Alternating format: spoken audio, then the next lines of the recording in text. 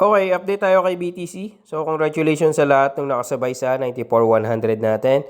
So, di ba, ang plan natin kahapon, kung magkakaroon ng rejection sa 96,800, maglulong tayo. Pero kung hindi, kung magkakaroon ng breakout sa 94,100, mag-short tayo. So, kung nag-short kayo for 94,100, bumabayan up to 89,265. So, for sure, nag-profit kayo dyan. So ngayon, kung di naman tayo nakasabay dyan, meron tayong next plan. So kung titignan nyo, meron tayong trend line pa rin dito, di ba? Ngayon, kung titignan nyo, rejected dito sa area to. So rejected dyan.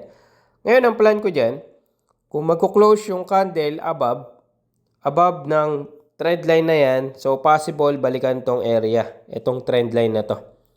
Yung area na yan is 100K to 103. So yun yung possible na balikan niya once na magkaroon ng rejection.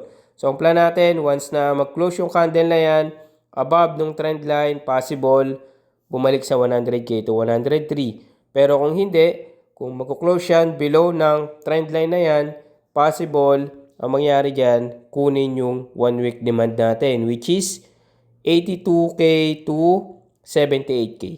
So, ilang, update lang tayo.